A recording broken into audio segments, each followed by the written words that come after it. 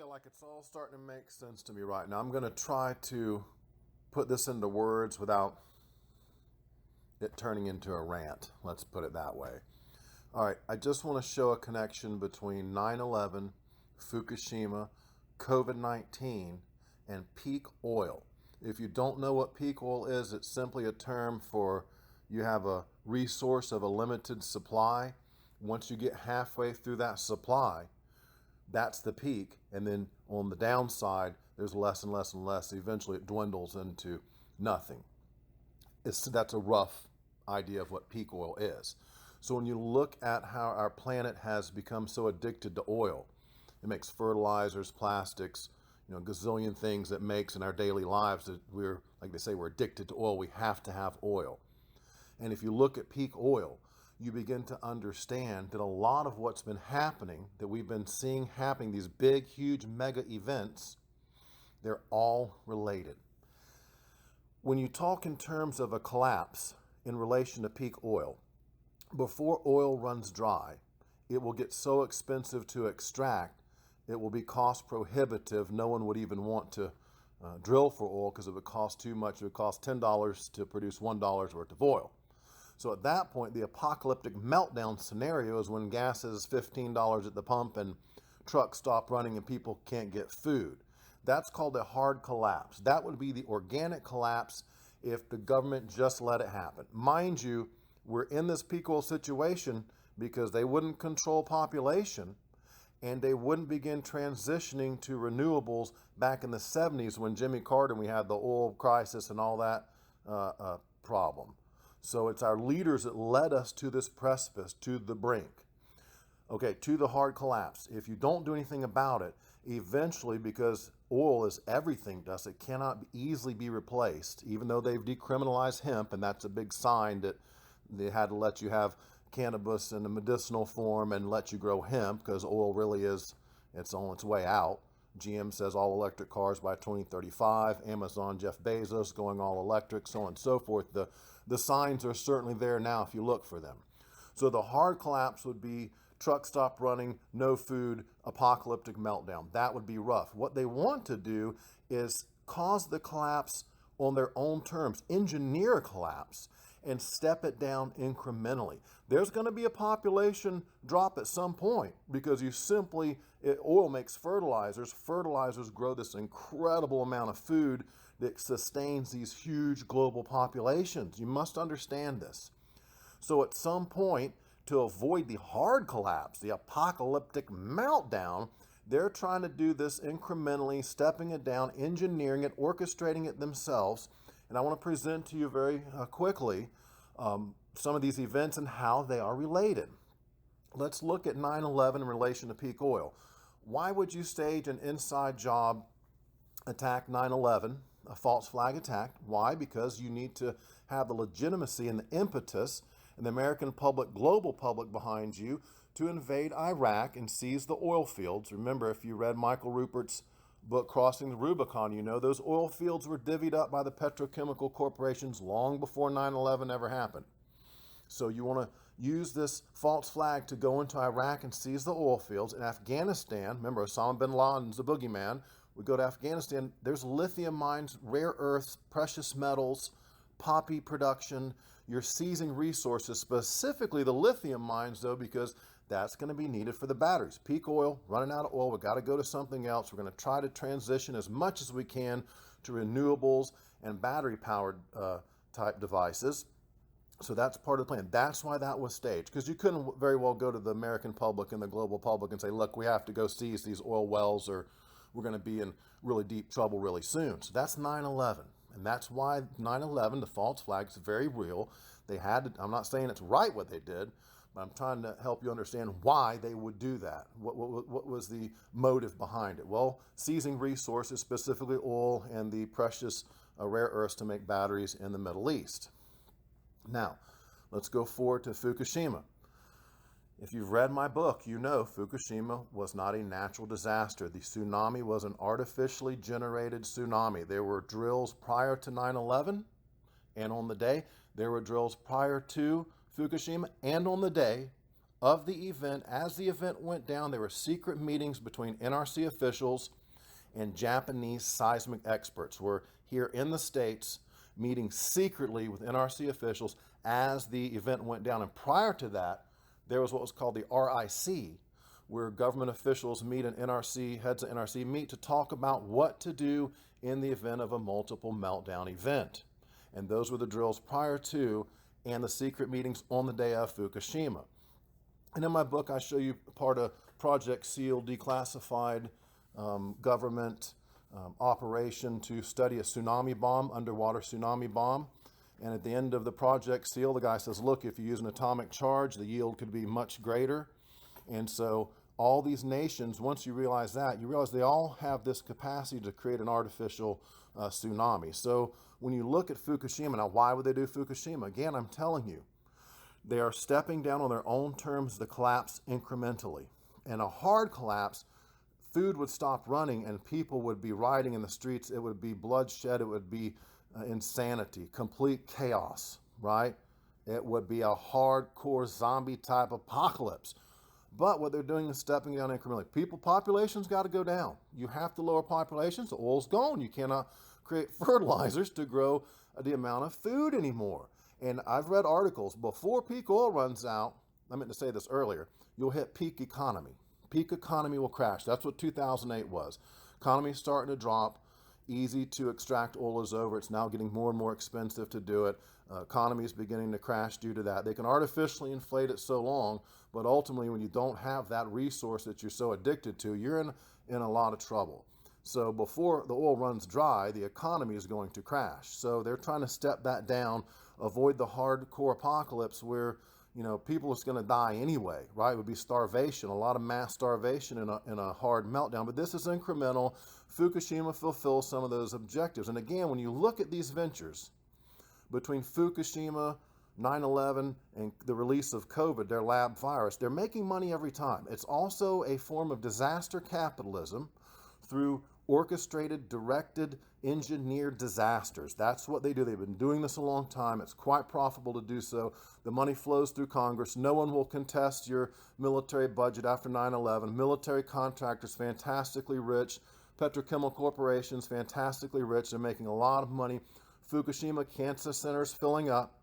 Cancer centers filling up. When you get cancer, you will sell everything you have to cure yourself. There is an activist on YouTube by the name of Kevin Blanch, anti-nuclear activist. When he got leukemia, he lost, I believe, around $200,000 he had in the bank, gone. He had to get rid of everything, back down to nothing, start over. So when you get cancer, if you have money, it's gone. They're making money off of cancer. Cancer is a profitable industry.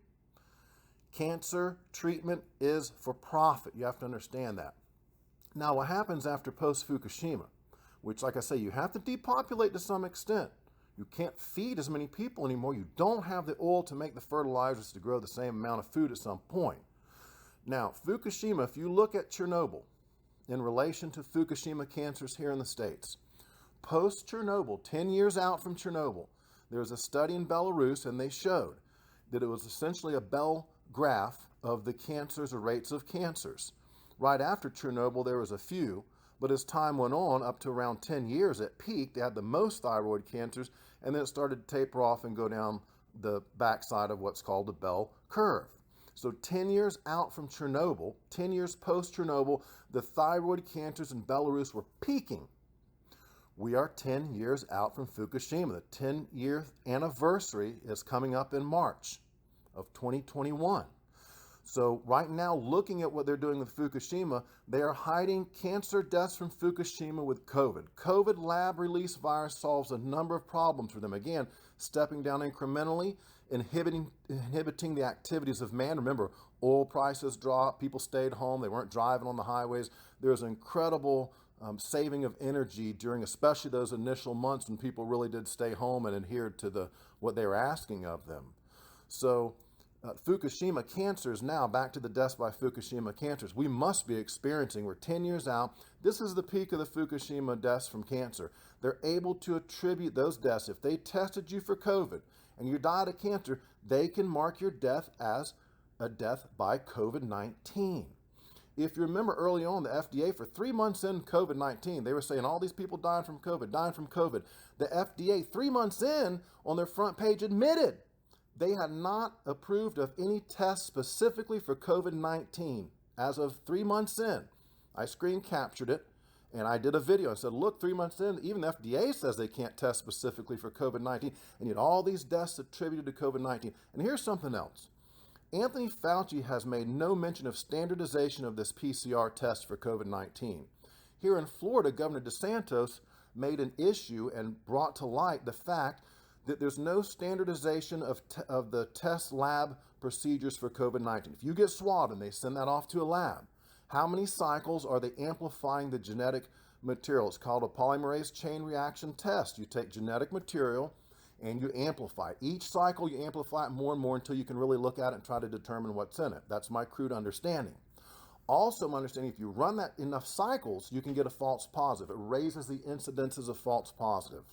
So there needs to be standardization of the number of cycles and the other methods used to determining the swab from the person. When it goes to the lab, they need to have a standard procedure, a standard method that all labs use. And my understanding is they do not.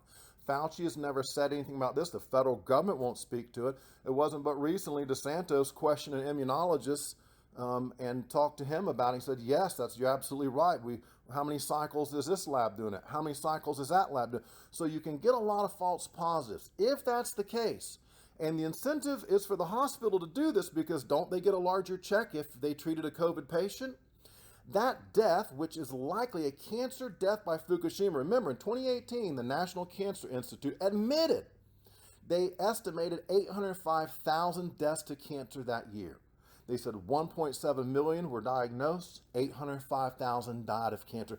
These are staggering, vast numbers, far exceeding COVID deaths. They have to hide these Fukushima deaths somehow, and my current analysis is that they are doing this with COVID. COVID is serving a number of objectives. It's profiting them greatly in the biotech industry. We've made all these billionaires. There's been articles out recently how many billionaires COVID has made. It crushes small business in a fascist takeover where the larger corporations come in and buy out all the small businesses and reopen in their place. Remember, Donald Trump said, the businesses will be back, he said. It might not be the same owners. It might not be the same business, but they'll be back. That's a quote. That's what he said. So small businesses crushed. COVID fulfills a lot of objectives. Stepping down incrementally, curbing the usage of energy, specifically oil. No one's driving to sporting events. People staying home, that kind of thing. And incidentally, what's really kind of sick is in 2011, the righteous thing for the government to have done is said, look, we're going to get hit with some fallout, shelter in place, and don't eat green leafy vegetables, don't drink milk from cows eating the grass in California, that kind of thing. The rainwater warnings, they could have done that. That's the least they could have done. They wouldn't even do that. But when COVID-19, their lab virus is released, you've got to shelter in place. Wear your mask, social distance, all these precautions. And the sheltering in place, that crushes the businesses. You can't go here, you can't go there, you can't meet any numbers. That is an attack on the economy.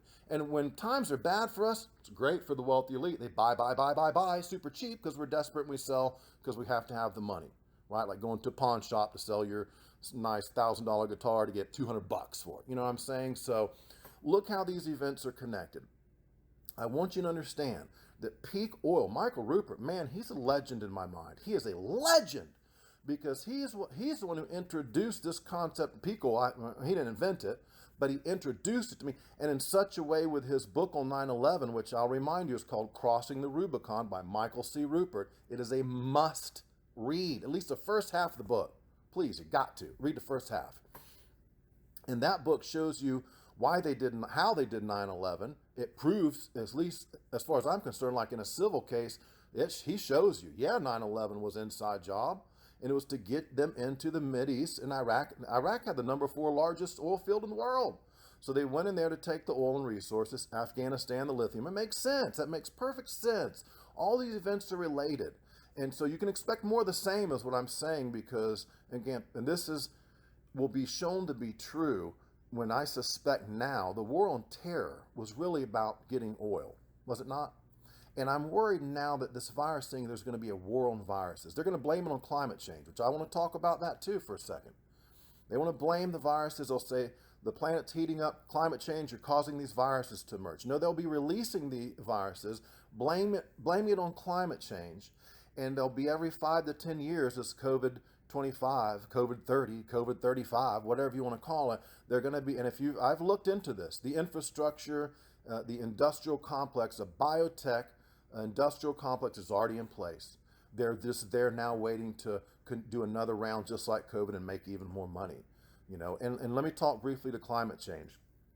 Climate change is the cover story to a vast, large-scale, long-term geoengineering program that is tasked with melting the polar ice or hastening the melting of the polar ice. If there's anthropogenic warming, and I think the main issue is pollution in general, but if there's global warming, and some is attributed to anthropogenic causes, you or me, and our activities. Certainly when they spray for 20 years, nanoparticulates, that's what the so-called chemtrails, that's geoengineering, stratospheric aerosol injection, and they spray the nanoparticulates of aluminum, they spread out into a thin film, and they trap in the heat. It's a greenhouse effect. This has a precedent called Polex in the 50s, 40s, 50s, and early 60s. They openly talked about they wanted to melt the polar caps. The studies have been done that say there's 13 to 15% of the planet's oil reserves still locked under ice. There's an incredible amount of natural gas locked under polar ice. There's gold. There's opening shipping lanes for Russia and Canada and so on. And if you're watching the news, Canada's dragging underwater sonar looking for natural gas deposits where there used to be ice. There's these huge oil platforms sailing up north as ice melts. It's been said that the petrochemical corporations are, quote unquote, cheering on the melting of the caps. Russia, I think, split this underwater tract with Finland, and the Americans are really upset about it. You know, so they're already divvying up those resources as they are intentionally melting. This is a top secret program. Biden can't talk about it. He just tapped Gina McCarthy to be head of his climate change task force. By the way, she was running the RadNet monitors for NRC when the Fukushima fallout hit. And those monitors, prior to the Fukushima fallout hitting the West Coast, those monitors went down and offline. They said it was a glitch. When they came back up after the bulk of the worst of the radiation had passed through, the background readings of radiation were lower than when the RadNet monitors went offline. And for that, she was promoted to head of EPA by Obama. This is how sick it is. This is how sick it is. She's promoted to head of EPA, and because she did so good there, Biden has tapped her for his climate change task force. Gina McCarthy knows that climate change is the cover story to blame on you and I. Otherwise, think about the litigation arising from seawater rise on beachfront property, cities being flooded, coastal highways having to be moved back. Think about that. Think about the environmental groups suing the petrochemical industry over this if they knew the truth. It has to be blamed on you and I. All the G20 are in on it because everyone's out of oil. That's why when they meet and have the Paris Accord and all they're all in on it. They're all spraying. If you look at the pictures on the net, there's a grid-like spraying going on from Spain to Australia to the United States to Europe. They're all involved. Russia, they're all involved in it. All chips are in. All chips are in. So climate change, you need to know this. And when people talk about climate change, they never mention geoengineering. They don't talk about peak oil. They won't talk about Polex. Polex was the precedent where Russian and American scientists working together were studying the ice flows and the environment of the North Pole to try to figure out how we're going to melt this ice together. There were ideas put forth, spraying black carbon on the ice. Russia wanted to detonate nuclear bombs. This guy Riker, who you've probably heard of Riker's Island, he wanted to build a jetty to block the Gulf Stream. He said that would cause warming up in the North Pole, and they would be able to access these rich resources locked under ice. And that's what's going on. And what's amazing, what's even more amazing than this huge engineering program, it has no precedent as for the global size and scope. 20 years they've been doing this now. What's even more amazing is most people are so deep asleep, they do not see the lines in the sky. When I was a youth, when the planes flew overhead, I asked my dad, who taught nuclear physics and chemistry at the University of Florida, I said, why do the lines follow the planes around? And he would explain to me the principle of how the water moisture freezes, but then it warms and it's gone. It's only there for a minute. Well, it doesn't anymore.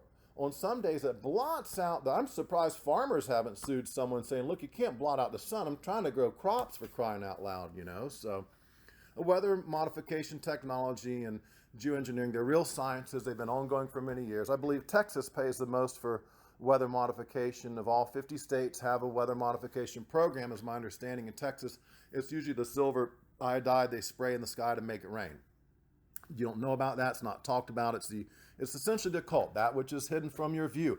And that's what I've talked about in this video. I'm 20 minutes in. I want to wrap it up here. I want you to understand peak oil, very real. There's a lot of disinformation to fool you because remember, all their chips are in. They led us to the precipice. We could have in the 70s said, look, we got to make hard decisions about population, about our oil use, transferring to renewables. Do you think those corporations wanted to let us have solar power? Do you think they wanted to let us have wind power or means of generating energy ourselves and bypassing them? Hell no. It's called a monopoly for a reason. And the petrochemical monopoly is the most powerful one, I guess, the planet's ever seen. Well, up until this biotech monopoly is coming in. But prior to that, this has been the petrochemical corporations denied us the use of growing hemp for fuel and fiber, and you can power a tractor off of, you can make stuff from hemp to drive a combustion engine. So they denied that. Now you can see you can grow hemp now. There's GM's going to all electric cars by 2035. You have a battery powered chainsaw, for crying out loud. So the signs are there. Peak oil's real. Don't believe the government disinformation because they don't want you to find out. They led us to the precipice. They are responsible for everything we're going through and these huge events. I refuse to believe that these are organic, natural occurring events, especially when I have a lot of information. I'm not a coincidence theorist. When I have drills prior to and on the day of 9/11, including inserting blips on the radar screen and an actual plane the government had in the sky, which was to pose as a hijacked plane. Oh, come on, folks, come on. Fukushima had the RIC on the weeks leading up. They met to talk about what to do during a multiple meltdown. On the day of Fukushima, secret meetings with Japanese seismic experts in Rockville, Maryland situation control room. They're secretly meeting in some room there. So, and then COVID-19, you have Event 201, which happened in October, just before COVID broke. And prior to Event 19, you had the Clade X, you had the Dark Winter, Atlantic Storm, Crimson Contagion. I have an article on my blog where I have 20 years of them preparing for this release of the virus. 20 years. And like I say, that goes right back to right around the year 2000 when they must in a back room, someone said, look, we're running out of oil on this planet. What the hell are we going to do? And so it falls right in line. Peak oil explains 9/11. Yep, inside job to get more oil and lithium mines. Fukushima got to step down population at some point and make a tidy profit in your cancer centers. Whoop, boy, they're cleaning up right now. And then COVID-19 fulfills the same kind of objectives. It's quite profitable. And they can hide the deaths from Fukushima cancer with the COVID-19. And that is my analysis, and that's what you must understand. It's a stepping down incrementally of what would have been a hard collapse because of the wealthy elite in the governments and of the world not doing the right thing all these years. And now we're going to see more of the same until we reach something where we bottom out and stabilize. And in a collapse, what it means is your quality of living drops a great degree over a long period of time. I actually had an honors class that was based on the Jared Diamond's Pulitzer Prize winning book, Collapse. How Societies Choose to Fail or Succeed, I believe is the title of the book. And we're doing the same thing over and over again. It's like Easter Island on a huge scale. Only now they have these technologies and the governments are huge, and it's but it's very similar. When resources run dry, what are you going to do? Especially oil, peak oil. So it does explain everything. So far, my theory is pretty watertight.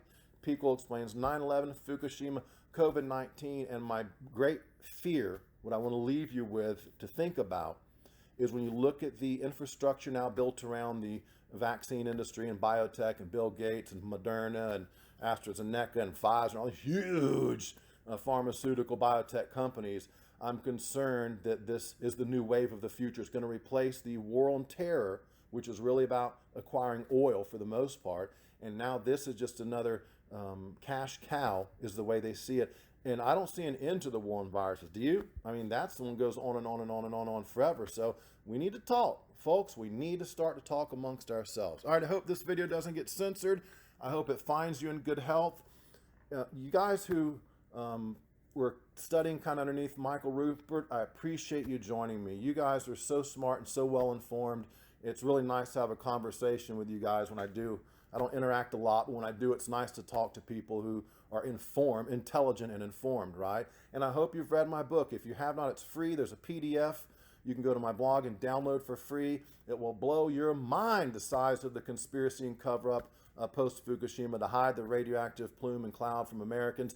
And now our cancer rates are through the roof, and they're attributing it to COVID-19. They're hiding in COVID-19 a lot of those cancer deaths as we peak 10 years post-Fukushima, just as 10 years post-Chernobyl showed in the Belarus thyroid study. Okay, Patrick Penry, stay safe, stay healthy. I love you guys. Take care. I'm out of here. Over and out.